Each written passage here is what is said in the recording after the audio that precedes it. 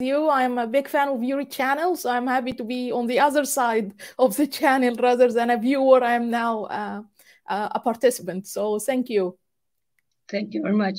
Evet, Dalia da bu hani programda olduğu için çok mutlu olduğunu söylüyor. Zaten yayınları da zannedersem altyazı yardımıyla izliyormuş.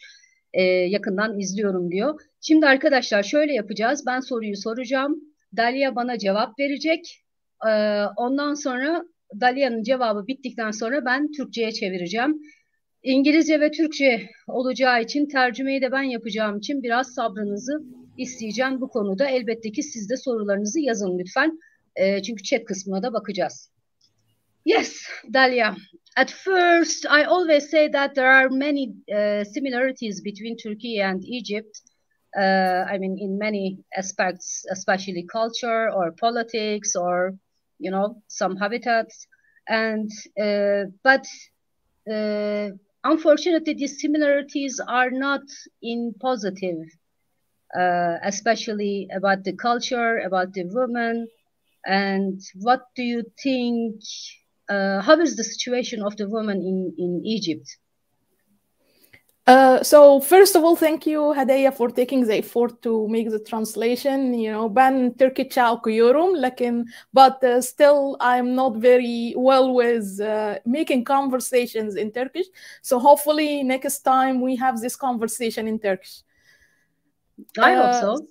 Yeah. Türkçe çalışıyormuş kendisi. Bu nedenle gelecek sefer umarım ki hani bu konuşmayı Türkçe yaparız diyor.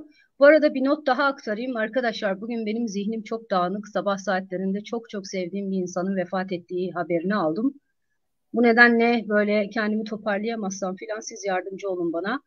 And I need to say that to you too.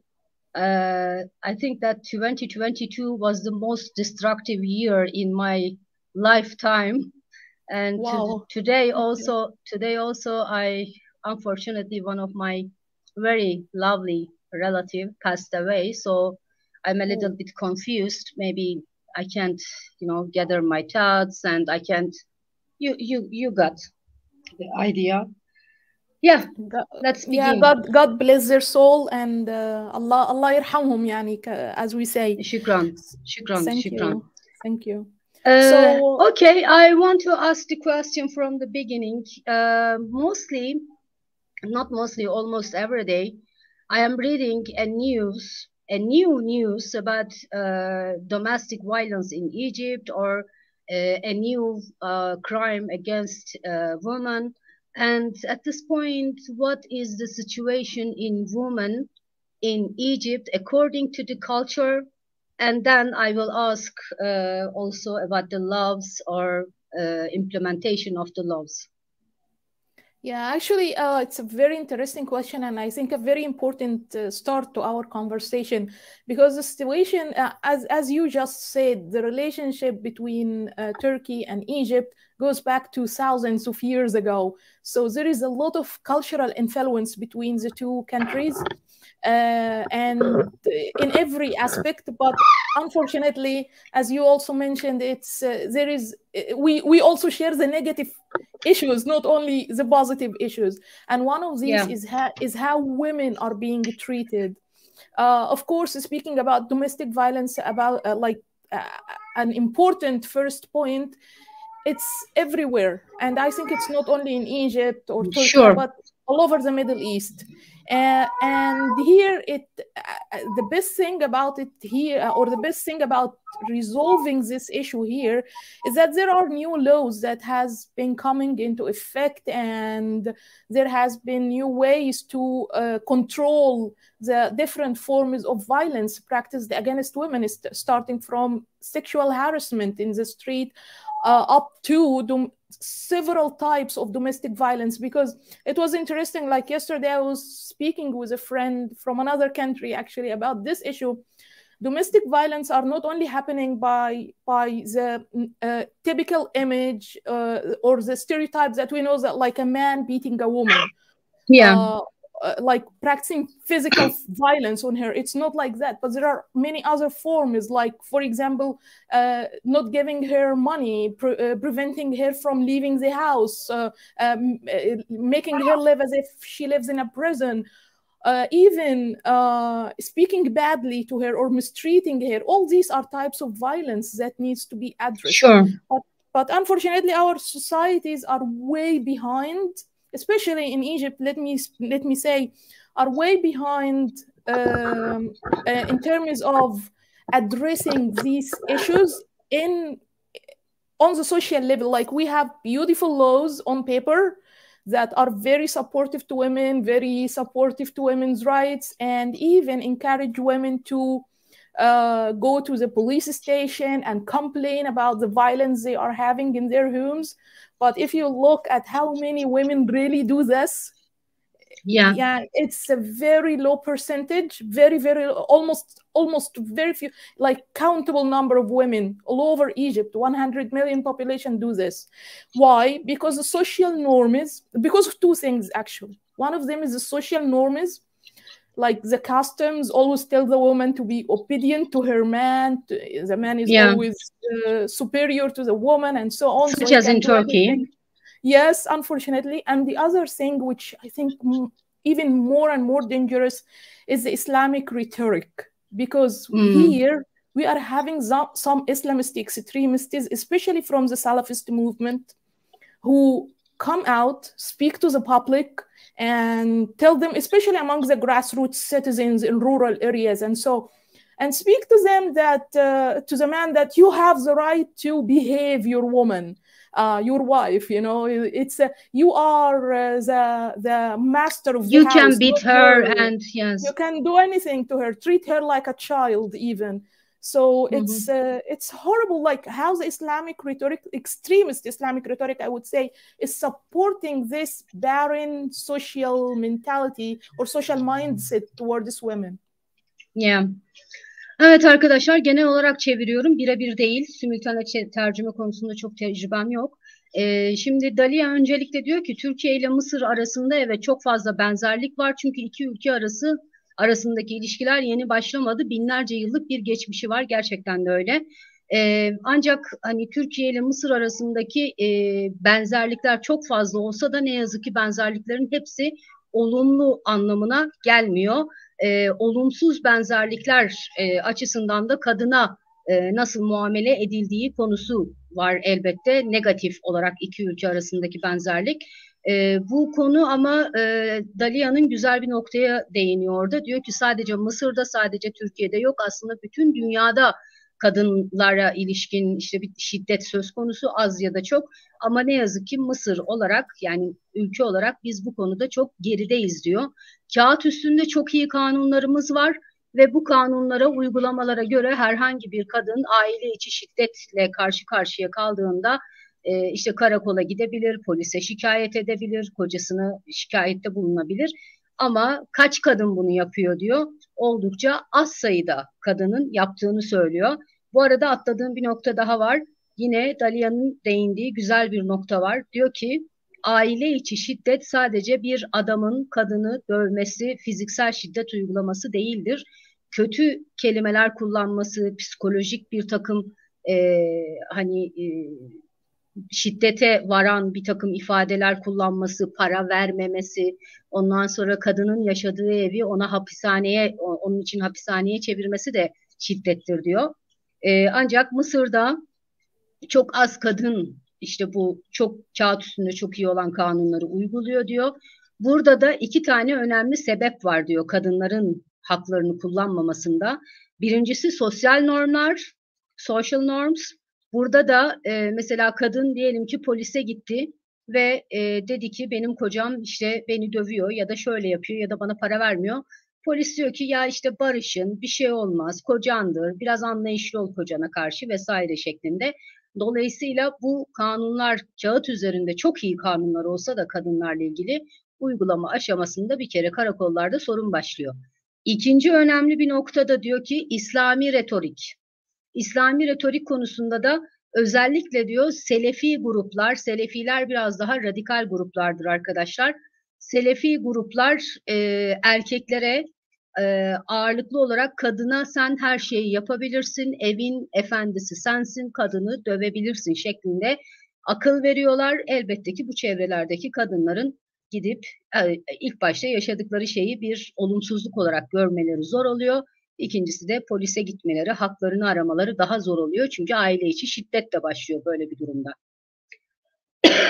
Sorry. Do you want to add something else?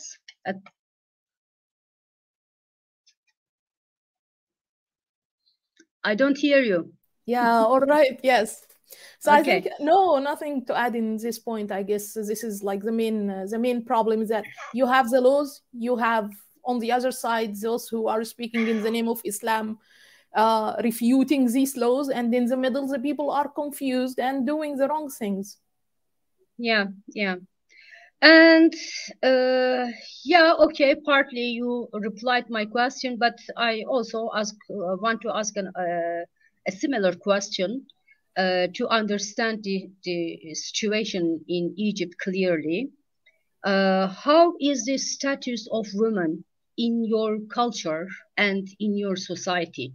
A woman can be or can stand in your society as a woman, or must be mother of someone, or sister of someone, or wife of someone, something of someone. Yes, exactly.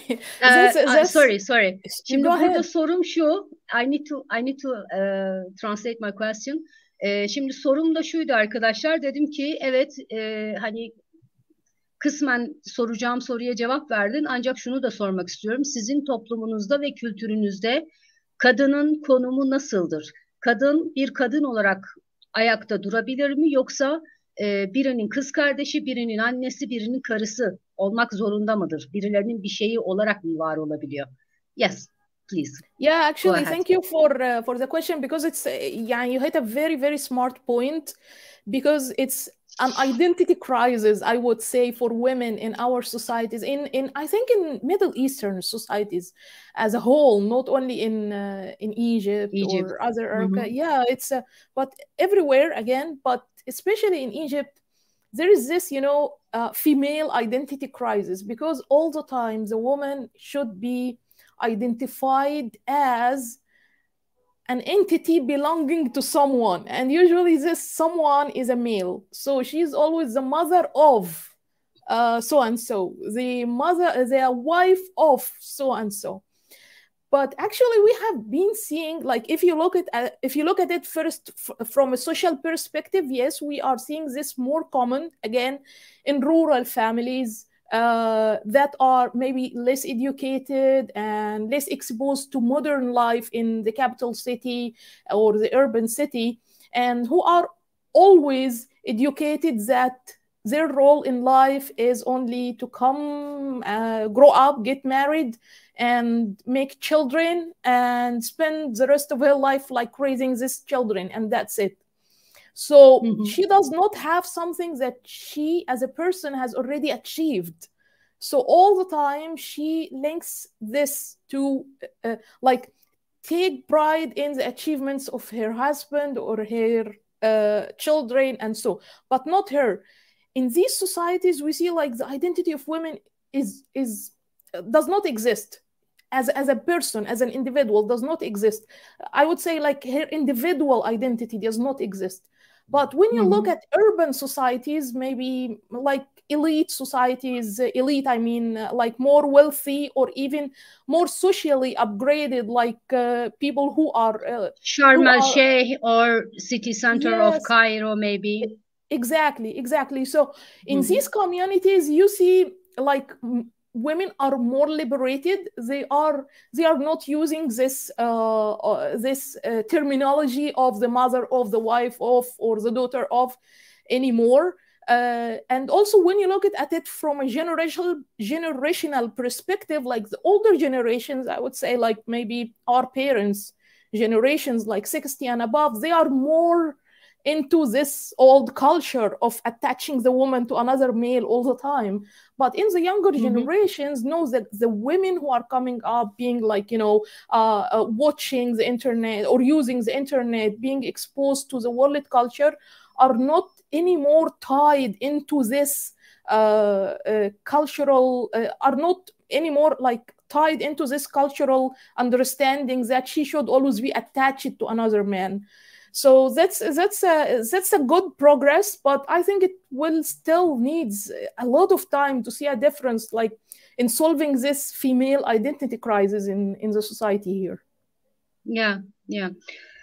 Dalia bu konuda güzel bir ifade kullandı. Female identity crisis. This is good, really. I like that. Yani kadınların bir kimlik sorunu var diyor. Bütün Orta Doğu'da var diyor. Burada küçük bir açıklama yapayım. Arkadaşlar aslında erkekler için de benzer bir şey var ama kadını hepten öldüren, hepten yok hükmüne getiren başka bir uygulama daha var. Kadınlar mesela ilk çocuklarının adlarıyla çağrılırlar. Dalia gibi mesela. Dalia'nın annesi. Aslında orada kadının ismi yok. Erkeklerde de aynı şey var. Şimdi Dalia diyor ki bütün Orta Doğu'da kadınların bir kimlik problemi söz konusu. Biraz daha hani sürekli birilerinin bir şeyi, işte birinin karısı, diğerinin annesi, diğerinin vesairesi şeklinde kadından kültürel olarak bekledikleri şey anne olmak, eş olmak, ev hanımı olmak, çocuk büyütmek vesaire. Bunun ağırlıklı olarak kırsal bölgelerde çok yaygın olduğunu söylüyor. Orada çünkü bir kız çocuğu nasıl büyütülür? İşte sen büyüyeceksin, evleneceksin, çocukların olacak, sonra çocukları büyüteceksin, tamam ölüp gideceksin bu şekilde. Ama birey olarak yoklar diyor kadınlar. Yani birey olarak tek başına bir kadının özellikle kırsal ve biraz daha muhafazakar anlayışların olduğu yerlerde Mısır'da olmadığını söylüyor. Daha elit çevrelerde, biraz daha entelektüel, biraz daha eğitim seviyesi yüksek yerlerde ise eski kültürle yeni kültür arasında bir çekişme olduğunu da söylüyor. Eski kültür işte o kadını aileye, birilerinin bir şeyi olarak var olmaya zorlayan kültür. Yeni kültür ise daha farklı, özellikle gençler internet çağı okuyorlar, ediyorlar vesaire. İlla bir erkeğin bir şeyi olarak tanımlanmak zorunda değilim şeklinde daha özgürce hareket ettiklerini söylüyorlar. Mısır'da. Evet. And I have another question, Dalia, and this is my question about women issues. What about the courts in Egypt? I mean, are those courts in Egypt applying the laws equally or fairly to men and to women? What do you mean by courts? Courts, mahkeme. Mahkama. The court. Yes, yes. Actually, if you look at the laws as like text box of the laws and texts, they are perfect. You'd feel like we're living in Switzerland or something, where women's just rights like are Lebanon, Syria, yes, Iraq. exactly. Yeah, exactly. Like perfect on paper. Everything is nice, and you have all the rights reserved, and even the judicial, even instruction, like the instructional guides to the judicial system on how to deal with women's issues, especially related to domestic violence and personal affairs issues like marriage and divorce and the right of women to see her children after divorce. And so all these things are very nice. But when you come to application, applying these laws, I mean, there are always barriers. The first barrier does not come actually from the judicial system, because at the end of the day, the judicial system judges based on the papers that they are having. And actually, in some cases, like maybe in the after divorce cases, like the right of the woman to keep custody of her children, or is it the right of the man? You know, these conflicts are very, very common in Egypt. Very common, like everywhere in the world. When a man and a woman get divorced, like the children are not part of the equation. Like, at the end of the day, it remains their father is their father, and their mother remains their mother, regardless if this father and mother want to live together or not. But in Egypt, when the two separate, when the two get divorced, like they unfortunately use the children as a weapon against each other. So they use the children to pressure each other to, like as if a punishment, like maybe a woman prevents her husband from seeing his children as a punishment. You see a similar thing on the other hand, like a man literally kidnapping the children and hiding them away and preventing his wife from seeing them. When we come to laws, there are wonderful laws that were issued recently that actually gives the women an upper hand in this area. Like the woman should always be the first person to keep custody of the children. But unfortunately, this made the problem even worse because it allowed more and more women to use this as a weapon against their husbands or their former husbands. So, it's complicating the issue somehow. But I think the most important barrier preventing these nice laws from being applied in reality is the social mindset, the way the people in general look at women and look at men. They always look at men as being right all the time, and at women innocent being one, and yes. Exactly, and women being wrong all the time. Like even in cases like sexual harassment, like when a man harasses a girl or a woman in the street, they blame the girl because maybe she's not addressed appropriately. Maybe her dress was too short, or maybe she's not wearing hijab. So she deserves to be harassed, That's what they're saying. Why was she there? What was she doing there? Exactly. Why did she go there? Things like that. Of course, it's horrible and not acceptable, but unfortunately, it's how the society is thinking. Yeah. Evet.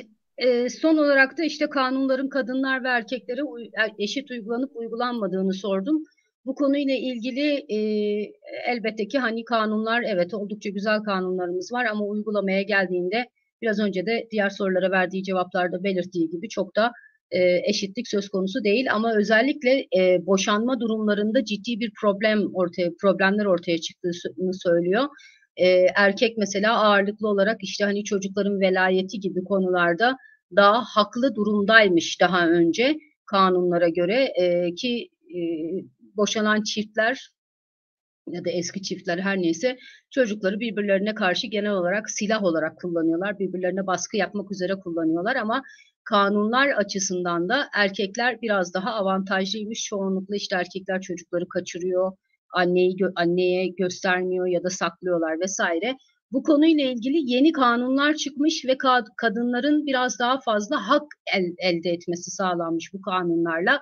Ama burada da yine eski kültürel mantık, yani kadınlar bu defa çocukları daha fazla işte silah olarak kullanmaya başlamışlar. Ama burada en önemlisi kültürel mantık, kültürel yaklaşım diyor.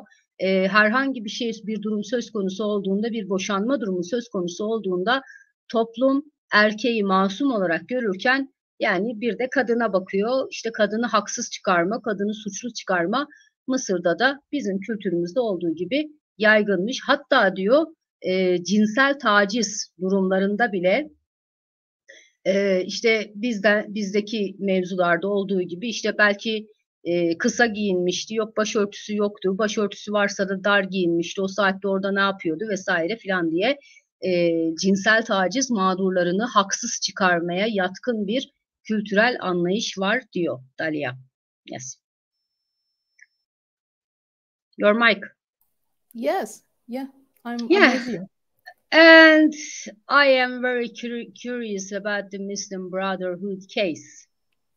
Yes, yeah. Yes. And arkadaşlar şimdi Müslüman kardeşlerle ilgili birkaç soru soracağım. İlk sorum, Müslüman kardeşler halktan nasıl bu kadar destek alabildi? How could Muslim Brotherhood provide or get so much, support from the society?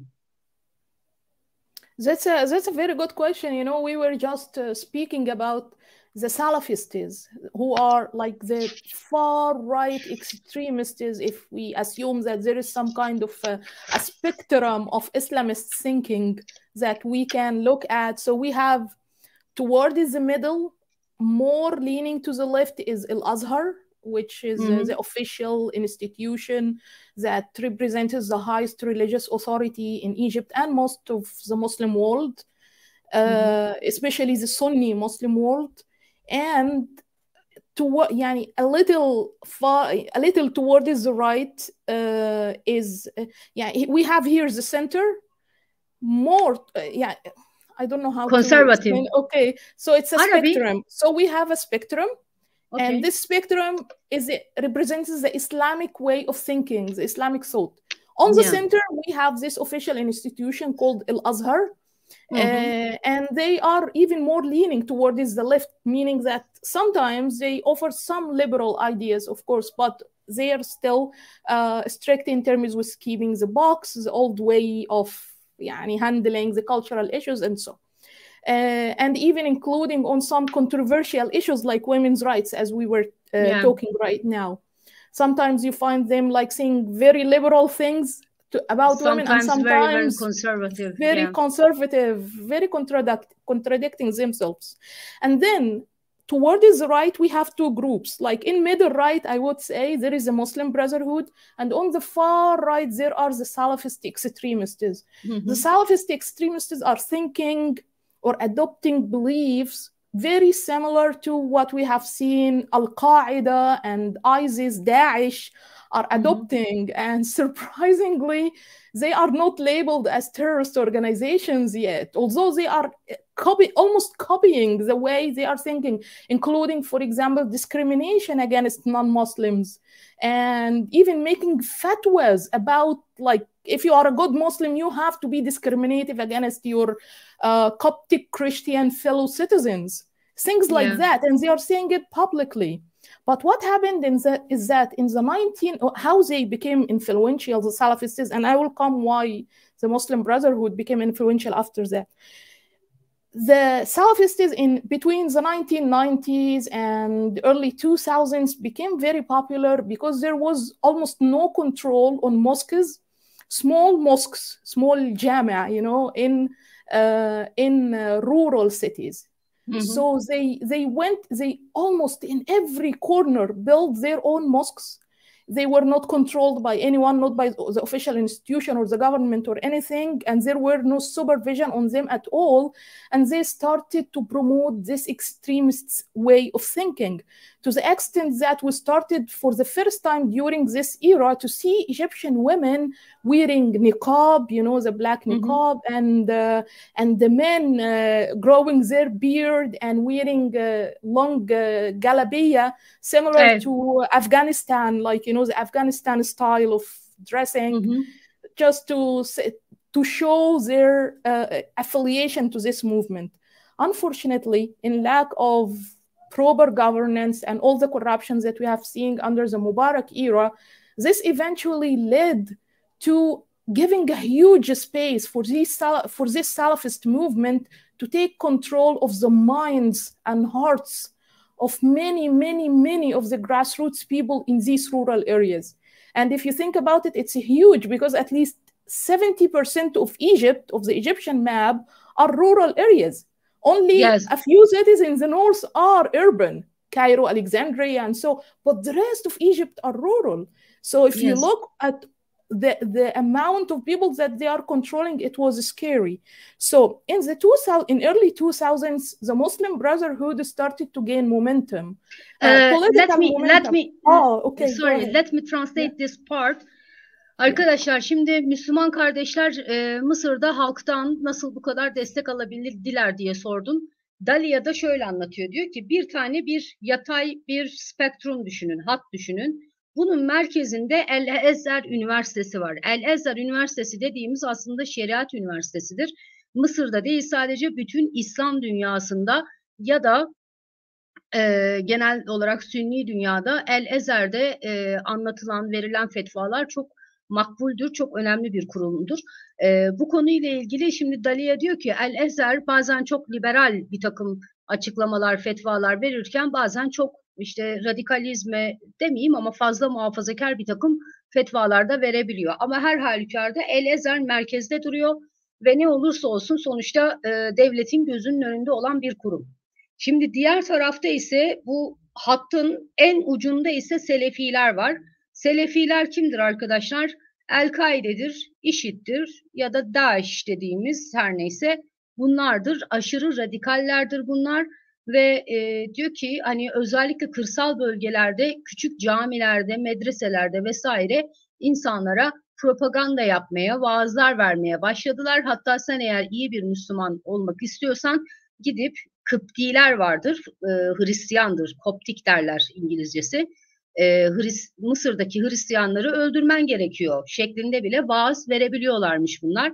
Ve Dalia diyor ki özellikle diyor mübarek döneminde yani Hüsnü Mübarek dönemi 2011 yılında koltuktan ne diyelim hükümetten düşürülen Hüsnü Mübarek döneminde çok ciddi bir yolsuzluk vardı.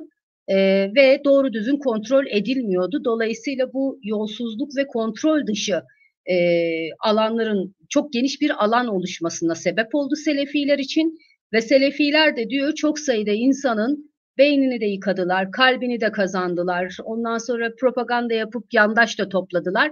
Hatta kadınlar bir süre sonra sadece böyle gözlerin kapandığı peçeler, ondan sonra uzun tamamen siyah çarşaflar.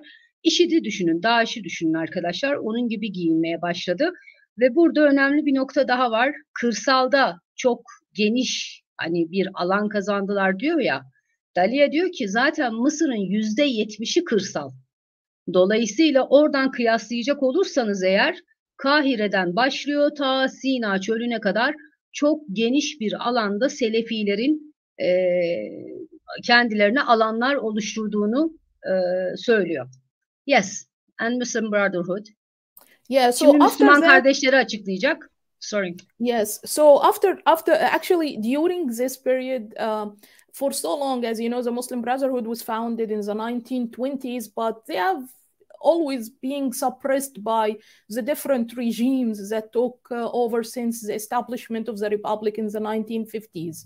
Abdel Nasser and then Anwar Sadat, all of them Yes. somehow Anwar Sadat, of course, allowed them to work somehow, but they have always been working in the dark away and politically suppressed. Like they have a certain limit of political participation and not allowed to bypass this limit until actually in early 2000s they started to gain a political momentum. The Muslim Brotherhood, I mean, they started to gain a political momentum because there was these international pressures on the Mubarak regime at that time to include more opposition, and the Muslim Brotherhood deceitfully, I would say, introduced themselves to the world as if they are the biggest opposition group in Egypt and they should be included and so on.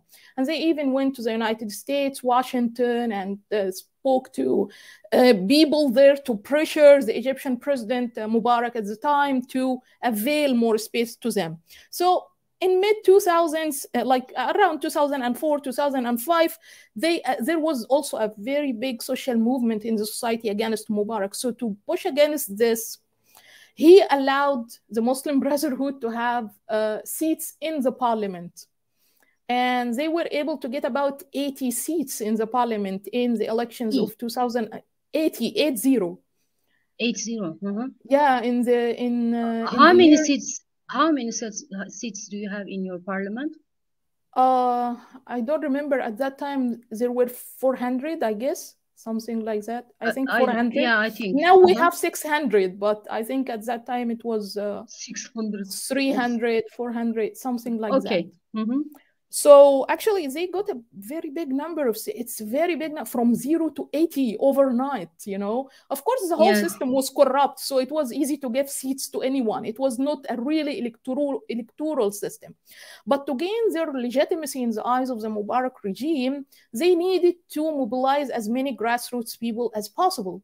And the easiest way for them to mobilize these grassroots people is to go to the Salafist movement and tell them, speak to the people in the mosques about us as, you know, messengers of goodness coming to you from God, from Allah, you know, to give you all of these goods. And they accompanied this with providing some services to the poor people that the government unfortunately was not offering at the time, like health services, giving them food, and so on. So somehow they gained this popularity and public support, especially among the grassroots citizens who has always felt, and in the rural cities in particular, who has always felt detached from what is happening in the capital city.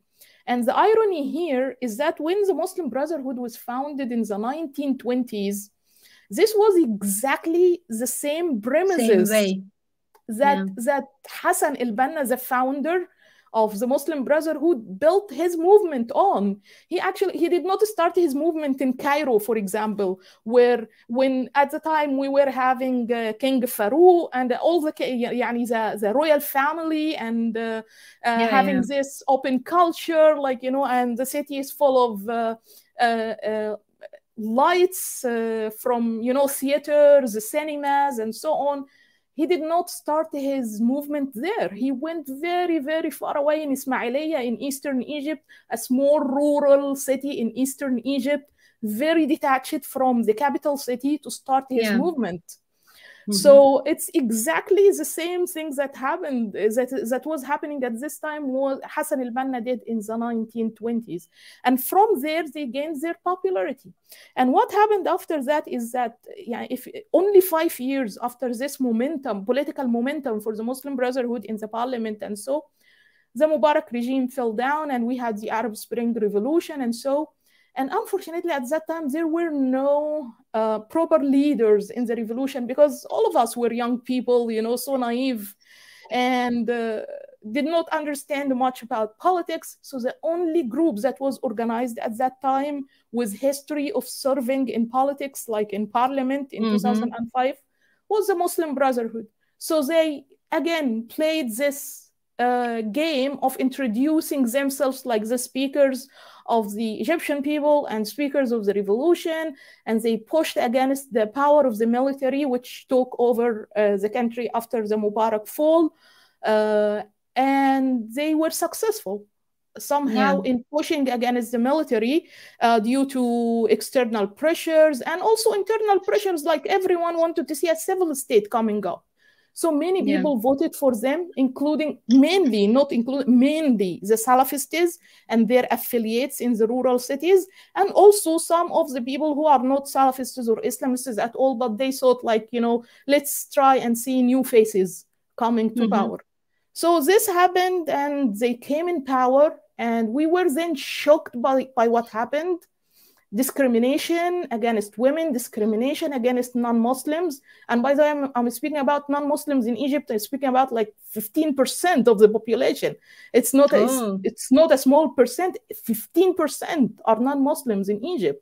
So discriminating against 15% of the Egyptian population, discriminating against women, this created a threat to the identity of these women and to the Egyptian identity in general. So their Islamist identity represented a threat to the Egyptian identity, the Egyptian culture identity, that's way, way different from this Islamist identity.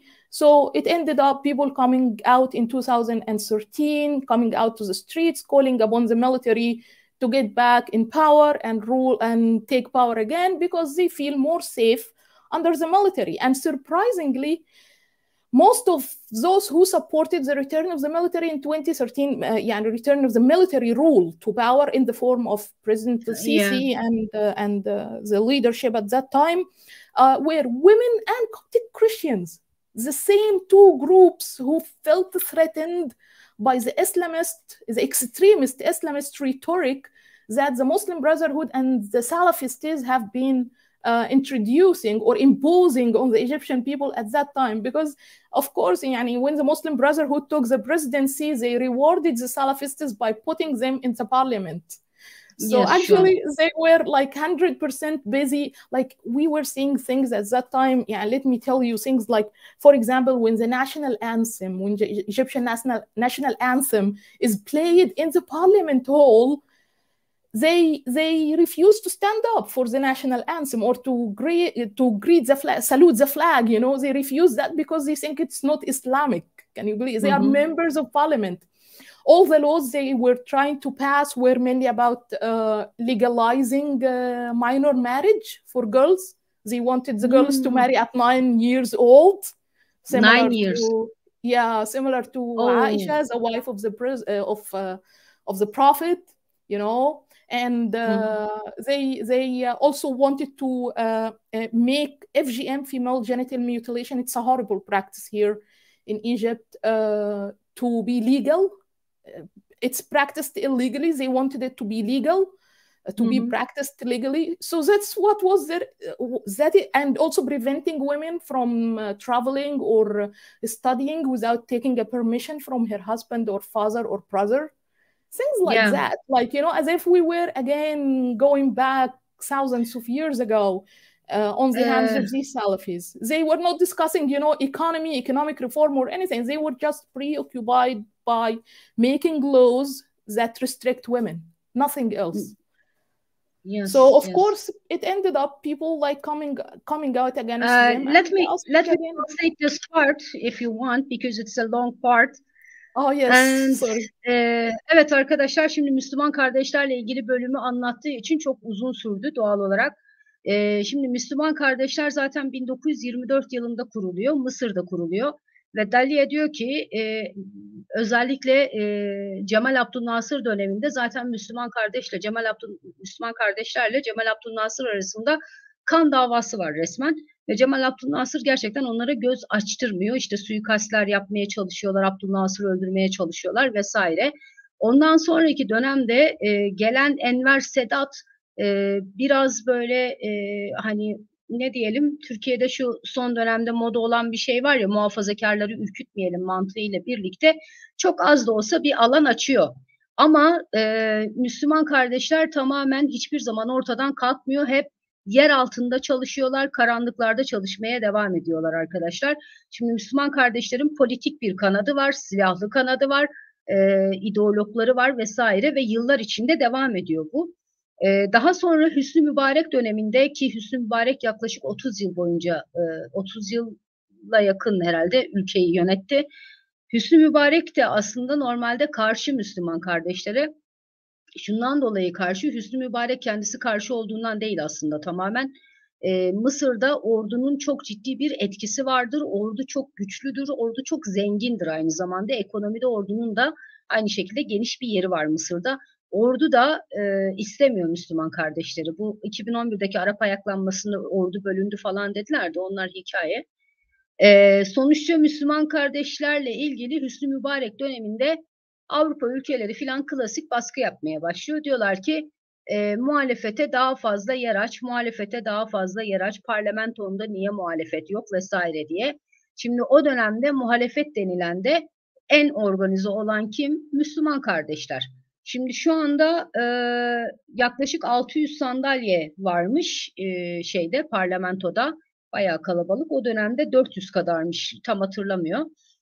Ama bu dönemde, yani 2004-2005 yıllarında bu Amerika'nın ve Avrupa ülkelerinin muhalefete daha fazla yer aç diye baskı yaptığı dönemde bir de aşağıdan halk düzeyinde Hüsnü Mübarek'e yönelik ciddi tepkiler var. Çünkü Hüsnü Mübarek dönemi çok yolsuz bir dönem. Öyle böyle değil yani. Açıkça böyle insanların gözüne soka soka yolsuzluk yaptıkları bir dönem. O zaman Hüsnü Mübarek de diyor ki tamam, o zaman ben işte hani parlamentoyu muhaliflere de açıyorum, diğerlerine de açıyorum. En organize olan kim? En hazırda olanlar Müslüman kardeşler. Ve bir gecede sıfır, yani parlamentoda, mecliste, Mısır meclisinde 0 sandalyeleri varken 80 sandalyeye çıkıyorlar arkadaşlar bir gecede. Ondan sonra ama diyor ki şimdi çok uzun yıllardır karanlıkta çalıştıkları için, yer altında çalıştıkları için halk düzeyinde bir destek kazanmaları lazım ki bir meşruiyetleri olabilsin. Bu durumda da biraz önce anlattığımız Selefilere gidiyor Müslüman kardeşler. Diyorlar ki sizin özellikle kırsal bölgede çok büyük bir kitleniz var. İşte vaazlarınızda, işte namazlarınızda, dualarınızda, her neyse halka verdiğiniz söylevlerde bizim reklamımızı yapın. İşte ne kadar mübarek bir topluluk, Allah için savaşıyorlar vesaire vesaire diye. Elbette ki burada bir al-ver ilişkisi var. Yani Selefiler de durduk yere Müslüman kardeşlerin de şeyini yapmıyor, reklamını yapmıyor tabii.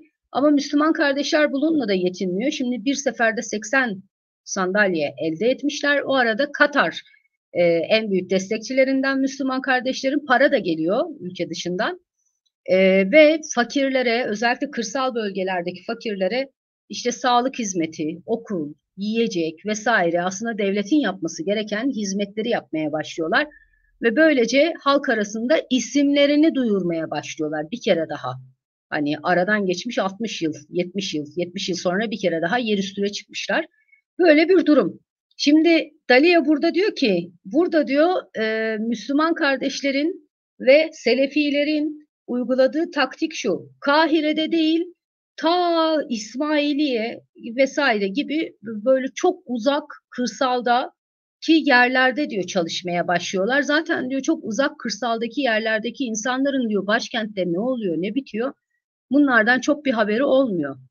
O zaman zaten hiç olmuyormuş. Bahsettiğimiz 2004-2005 o aralar yani. Ve 1920'li yıllarda Müslüman kardeşlerin kurucusu olan Hasan el-Benna'nın taktiğini aynen uygulamaya başlıyorlar. Çok uzak kırsal bölgelerde çalışmaya başlıyorlar.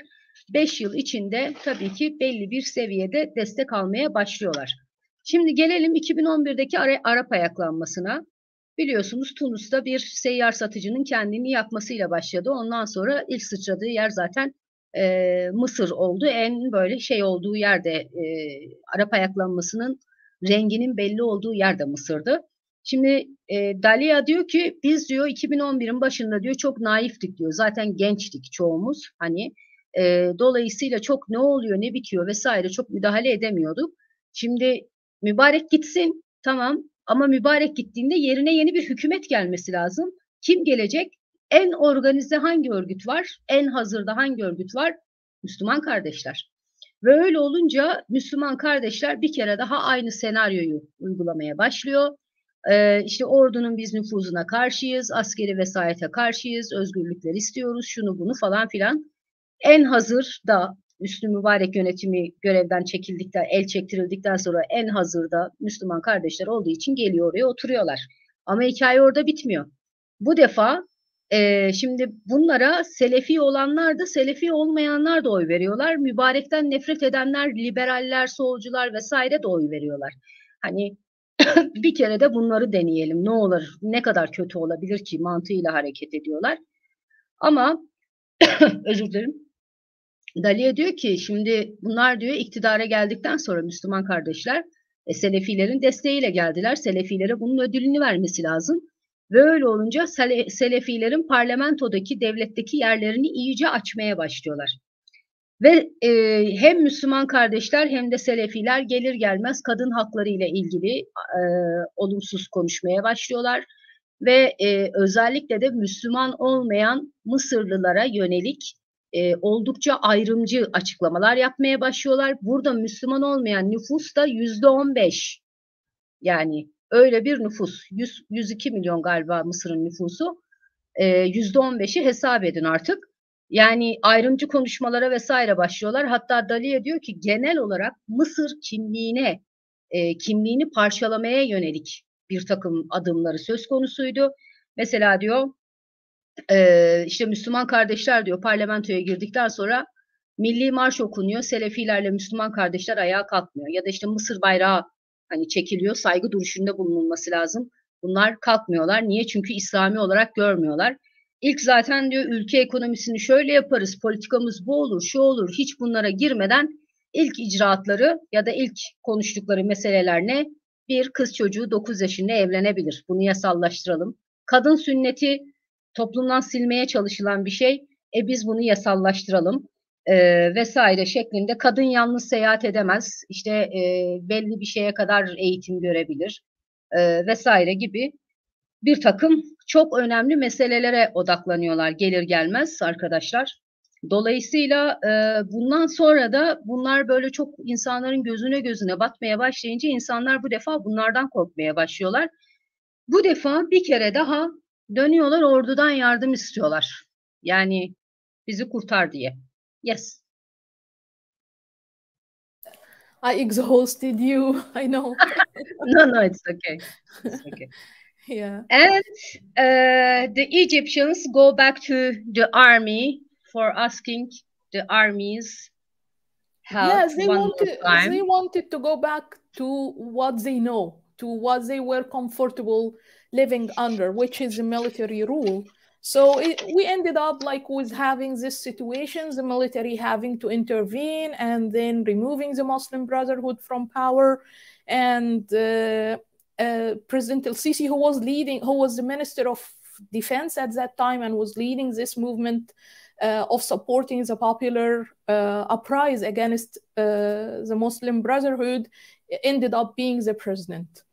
What actually was shocking at that time was the international reaction to what was happening in Egypt. Because unfortunately, all over the international community, including, I'm sorry to say, in countries as close to us as Turkey, and which is supposed to be like very understanding of how Egypt is, they refused to support the new movement. I understand, of course, it was perceived in many ways as a coup. But even if we like go with this assumption, this coup was supported by the people. Yeah, the people wanted this coup to happen because they were feeling threatened under the Muslim Brotherhood. Like, again, or let's put it in another way, like the threat on their identity, their way of living, their lifestyle, and their even security under the Muslim Brotherhood was much, much, much higher than the threats they may be having under the military rule, which may be not having democracy, not having appropriate amount of civil rights. And so people made a bargain, I would say. They choose like, okay, let's put democracy and civil rights and all these things that we made the revolution for, let's put them aside for a while until we get rid of this group. And I think also another way of why people were confused, especially in Turkey, like the leadership in Turkey was confused about what's happening in Egypt, is that they identified with the Muslim Brotherhood because it represented itself as the Egyptian version of the Justice and Development Party, AKB. So they thought like, finally there is in Egypt a new government that will be really to cooperate with us as Turkey. So that is, I think, what they were looking for, yeah, regardless of the fact that the Muslim Brotherhood is Islamic.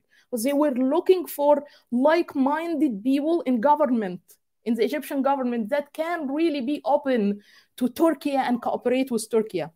So they ended up, they ended up supporting the Muslim Brotherhood very strongly. And let me tell you an interesting story here that I remember just now. Immediately after the Arab Spring, President Erdogan came to Egypt, and he came like to salute the revolutionists and meet with the new leaders. And he actually met with the leadership of the military here in Egypt. And President El-Sisi was one of the people he met with at that time. And but he was, of course, like member of the military council that was ruling Egypt during the after the revolution period. So when he came, he made a speech in the stadium, like big speech to the Egyptian people, directed to the Egyptian people. The Muslim Brotherhood were not up in power yet, but they were like preparing themselves to do so. So he made a very, very good speech, by the way. Yeah, I still remember every word in Erdogan's speech up till today. It was very honest, very sincere. And he said, at part of his speech, he said that it's important for the Egyptian people like to keep something like that. I'm not like phrasing secularism, you mean? Secularism, exactly. To keep secular values, because this is to build their secular state, something like that. So the reaction of the Muslim Brotherhood was very negative to that, to the extent that they didn't go to see him off in the airport. And when he was coming to Egypt, they received him with massive protests of welcoming and flowers. And so after he said the secular state is important, they didn't even go behind him to the airport to see him off, because they were very angry. They thought like he will be coming to say an Islamic state or so. That actually shows us the difference between the AKB and between the Muslim Brotherhood. Muslim Brotherhood is an Islamist organization that is abusing politics to promote its Islamist thought. But AKP is a political party, first of all, that identifies itself or identifies its ideology as an Islamist, but within a secular state, within the secular state of Turkey.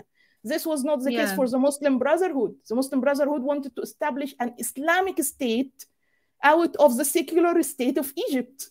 They wanted to turn the secular state of Egypt into an Islamic state. So this is the main difference that I think many leaders in the world, including President Erdogan, couldn't see at the time, and they fell in the trap of supporting the Muslim Brotherhood at those years. But actually, I'm happy it's over now. Yes. At last. At last. Evet, şimdi burada çok hoş bir şey söylüyor. Dalia diyor ki yani daha sonra hani şeyi anlattı ya, insanlar bir kere daha orduya gittiler. Burada da Dalia diyor ki aslında ehven işer, yani en kötü ne diyelim, iki tane kötü şey arasında en kötüden korumak üzere diğerine başvuruyorlar. Şimdi ordunun eski nüfuzuyla devam ettiği bir sistem mi, yoksa İslamcı bir devlet kurma hedefiyle hareket eden Müslüman kardeşler mi? Burada insanlar büyük ölçüde en azından ordu bildiğimiz ordudur, tehlikede daha az şeklinde bir mantıkla hareket ediyorlar ve ordudan bir kere daha yardım istiyorlar. Şimdi burada Dalia diyor ki bizim diyor şok olduğumuz şey diyor uluslararası toplumun Mısır'da bütün bu yaşananları yorumlama şekli. Yani uluslararası toplum bunu bir darbe olarak görüyor. Tamam diyor, görünüşte Sisi'nin iktidara gelmesi bir darbe olabilir, öyle görünüyor olabilir ama diyor ne olursa olsun bu darbeyi halk destekledi. Dolayısıyla bunu tanımamak bu aslında bunu Dalia söylemedi ama ben söylüyorum. Arkadaşlar burada Mısır halkı desteklemişse başka ülkelerin şöyle böyle bilmem ne deme hadleri değil diye düşünüyorum. Hele Türkiye'nin Mısır politikası tamamen yanlıştı, yani o da ayrı mesele. Orada şeyi de anlatıyor. Diyor ki mesela diyor Müslüman kardeşleri Türkiye bir AKP gibi, kendisi gibi tanımladı. Zaten aslında Müslüman kardeşlerin ilk başlarda kendini pazarlaması da Türkiye'deki AKP örneği üzerindendi. Yani laik bir ülke ama Müslüman insanlar, Müslüman bir dindar bir iktidar şeklinde bir propaganda yapıyorlardı. Ve şeyi anlatıyor. Cumhurbaşkanı Erdoğan'ın Mısır'a gittiği meşhur bir gezisi var. Arap dünyasında çok iyi bilinir o. Onu anlatıyor. O zaman Müslüman kardeşler Mısır'da iktidarda ve Erdoğan'ı böyle havaalanında karşılıyorlar, çok severek karşılıyorlar, ondan sonra sloganlar vesaire. Erdoğan'ın doğrudan Mısır halkına hitaben yaptığı bir konuşma var orada.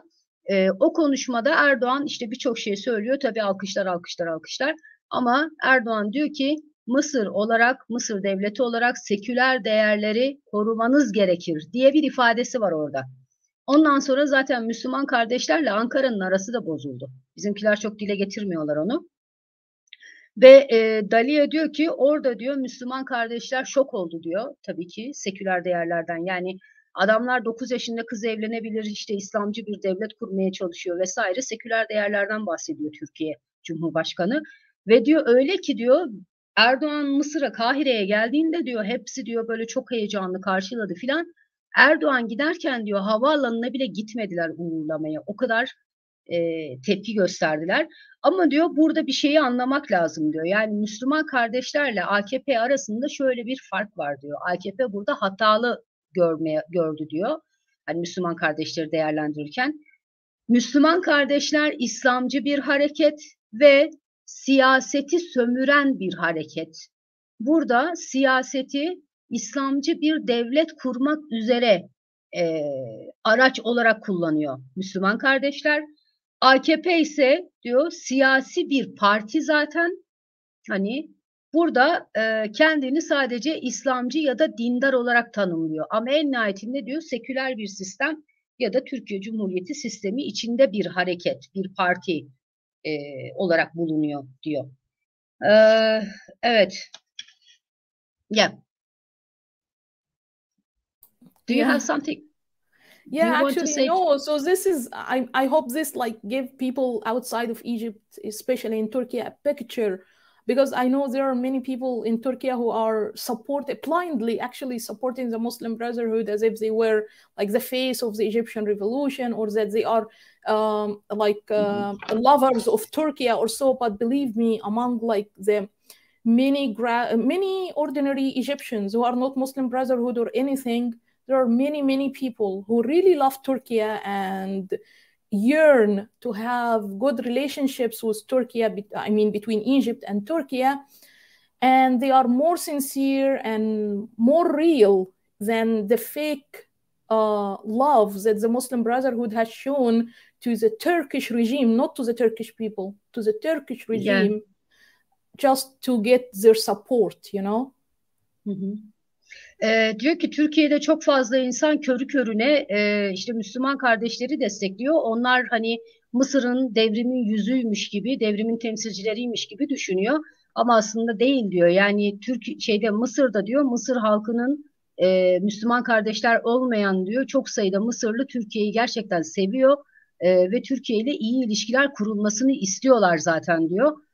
Dolayısıyla hani burada ciddi bir hata var. Bu yanlışı düzeltmek isteriz. Hani Türkiye'den buraya Müslüman kardeşlere bakış açısını diye. Okay.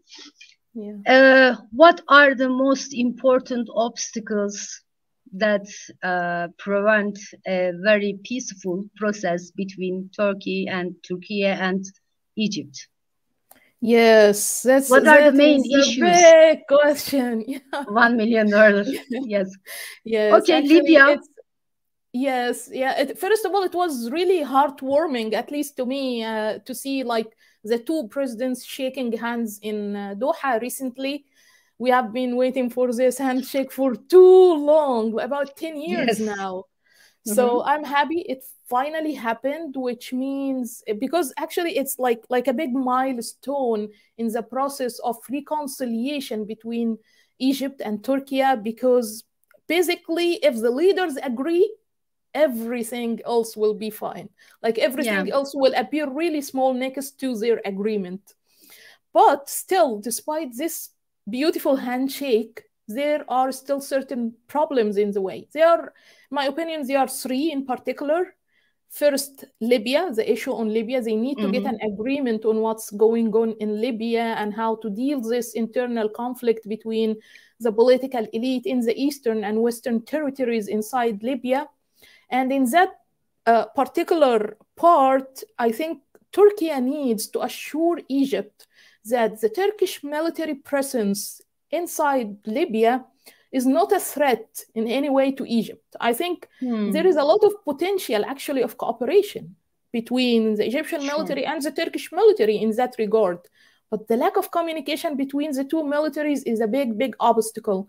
I think the Libya issue should be solved through military to military conversations, not political conversation, not leadership conversations, not even intelligence to intelligence conversations, but the dialogue between the Egyptian military and the Turkish military in Libya, about Libya in particular, will lead to great results in the near future, about not only about Libya, but about the whole reconciliation process between Egypt and Turkey.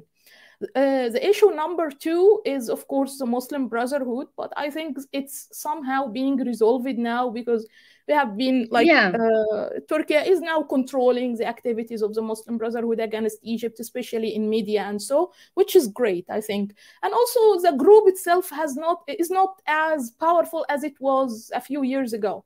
They are divided with less money. I think this is great also for us. For Turkish people. Exactly. I know. Actually, So I know very well that it's a relief to Turkish people as well, and to the Egyptians and to everyone. So that's a very good point. I think it's still an obstacle, but not as big as the Libya issue. And the third issue, which is also still big, but I think it's resolvable.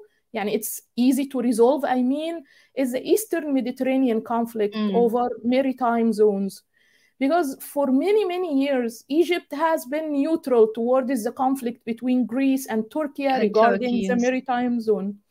maritime zones in the Eastern Mediterranean. But only recently, in 2020, Egypt has become part of the conflict by signing this maritime agreement with Greece. In my opinion, I think it's hard for Egypt now to to revoke or remove this agreement with Greece. It's too late, خلاص. But this should not prevent Egypt from having another maritime agreement with Turkey and even finding more ways to cooperate in the context of the Mediterranean with Turkey. Especially that if you look at the map, Turkey is literally the closest point to Egypt.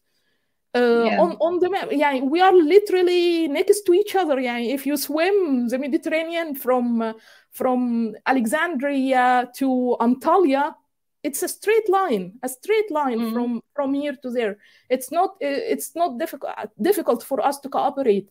And this straight line of swimming, this also means less costs of shipping products, more economic more opportunities for economic cooperation between the two countries, and also more, I would say, it should be translated into more even political understanding and social understanding between the two countries. Like, I would like to see more trips of exchange between Turkish and Egyptian students, more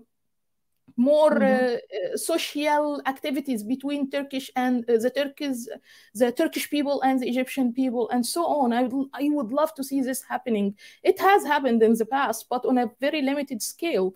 Because actually, if you look, even socially and culturally, we have more in common with Turkey, much, much more than we have with any other Eastern Mediterranean country.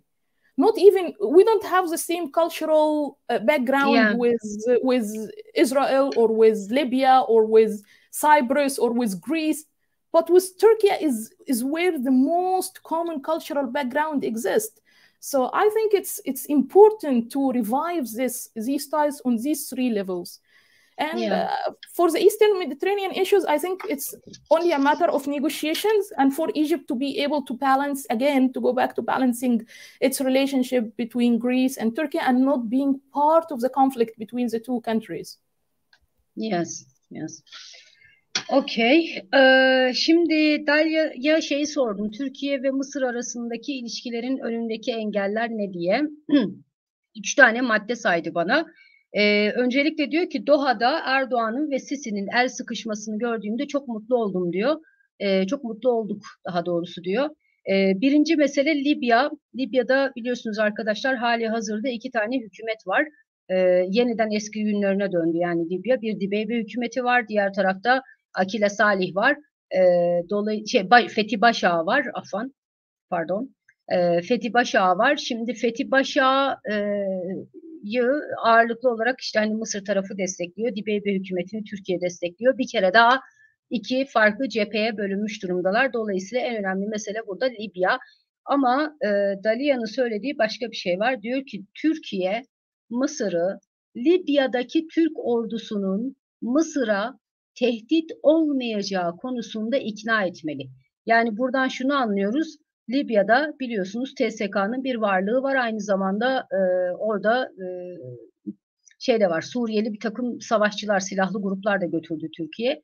Ve Mısır bunları kendine tehdit olarak değerlendiriyor arkadaşlar. Çünkü neden? Libya ile Mısır arasında çok uzun bir kara sınırı da var. Ve Dalia diyor ki burada diyor Türkiye, Mısır'ı biz Libya'daki askeri varlığımız üzerinden seni kuşatmaya çalışmıyoruz. Sana bir zarar vermeyeceğiz diye ikna etmeli diyor. Bir başka sebep şey diyor, önemli mevzulardan biri de Müslüman kardeşler. Hani Türkiye'de çok sayıda Müslüman kardeşler üst düzey lideri vardı, isimler vesaire ama bu artık çok büyük bir tehdit değil diyor. Çünkü zaten bu Müslüman kardeşler arasında bölünme oldu, iyice zayıfladılar. Zaten önemli bir kısmının sesi de kesildi Türkiye'de açıkçası. Üçüncü mesele Doğu Akdeniz meselesi. Biliyorsunuz bu özellikle ekonomik bölgelerin belirlenmesi vesaire gibi mevzular söz konusu. Ama bu konuyla ilgili de Dalia diyor ki evet diyor Türkiye ile Mısır arasında ciddi bir şekilde makas açıldı Doğu Akdeniz'de ama bu Türkiye ile hala Mısır arasında anlaşma yapılabilir, bu mümkün. Ekonomik işbirliği hala söz konusu iki ülke arasında. Bu Doğu Akdeniz meselesiyle ilgili olarak da Türkiye, işte Yunanistan, Kıbrıs Rum kesimi ve Mısır arasında bir problem var. Ve Dalia diyor ki bu konuyla ilgili, yani bu problemlerin hallolması müzakerelerle alakalı, en azından Türkiye ile Mısır arasında ek anlaşmalar yapılabilir diyor. İskenderiye'den diyor Türkiye'ye gerçekten öyle bir hat çizdiğinizde direkt hat Türkiye şeyine ulaşır. Kıyılarına kadar ulaşırsınız. Böyle dümdüz gittiğinde yüzmeye kalkarsanız haberiniz olsun. İki ülke arasında daha fazla siyasi işbirliği olmalı diyor. Sosyal etkinlikler yapılmalı. Daha fazla hani öğrenci değişimi vesaire gibi çalışmalar yapılmalı diyor. Evet. That's all. I don't have actually I have a lot of questions, but it has been more than an hour. So I think you got tired also. And evet. Arkadaşlar sorunuz varsa birkaç tane soru alayım ben hızlı ondan sonra da bitirelim. Thank you very much Dalia. It was really thank you, and it was really very helpful for us to understand the situation or approach of the Egypt to some issues in the Middle East and to understand the political situation in Egypt. Okay. I have one last question. I forgot that. Sure. Okay. In Doha, there was a very warm meeting between Erdogan and Sisi. Okay, we saw that. But at the same time, Egypt is not in rush to have very peaceful relations with Turkey in soon.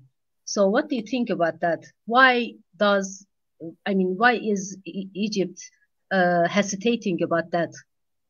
Yes, so it's also another interesting question, and it's very real. Yeah, Egypt is still hesitant about taking like appropriate step towards reconciliation, because there are many confusions on several levels, starting from like it was in the leadership level, but now it's resolved. Yeah, as long as the two presidents sat together, so the leadership has found maybe some common ground of that they can agree on. So this is like we can check this as done, but under the two presidents, there is confusion on the level of diplomacy. The diplomats on both sides are still confused. And maybe also they feel like maybe they are left behind because they were not involved in the process of this handshake and so on. They have been like having a lingering process of talking for about 2 years now that led to nothing. This means there is lots of confusion on the diplomatic level still exists. And also on the popular level, on the people-to-people level, there is a lot of confusion as well, because maybe they are still waiting to see more steps from the Turkish leadership towards Egypt. Some people are also waiting maybe for the results of the coming elections, presidential elections. If Turkey is serious or not. Exactly. This is what I wanted to say. Like, is really President Erdogan serious about controlling the Muslim Brotherhood or not? This is what the people are looking for or trying to see. Also, if you look at it in the Turkish side, for so long, the Turkish media has been promoting the regime in Egypt as a coup regime. So this image created some kind of emotional barrier among the Turkish people towards the Egyptian regime and the Egyptian president. They are not comfortable seeing their president shaking hand with the Egyptian president. I can understand that, because the media kind of, in both countries, by the way, brainwashed the minds of the people about the image of both presidents. So to remove this, it will take some time and needs also more cooperation from the media, which is not cooperating in any way, at least in Egypt. And up till today, some media outlets are still criticizing Turkey and are still even criticizing the reconciliation, and they are not happy with it.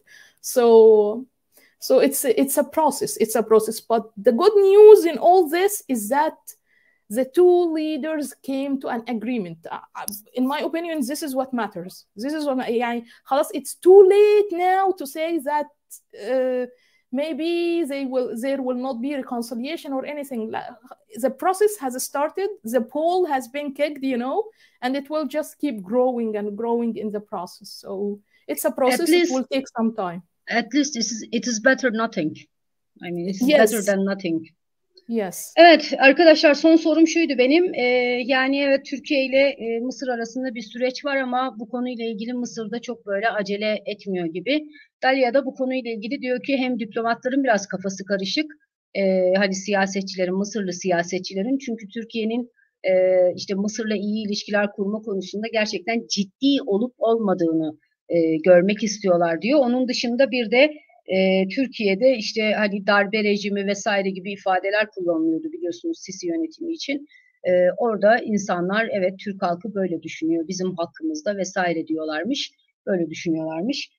Dolayısıyla hem diplomatların hem de halkın kafası karışık diyor. O yüzden biraz daha ciddi adım atmasını bekliyorlar Türkiye'den diyor bu konuyla ilgili. Ama en nihayetinde önemli olan şey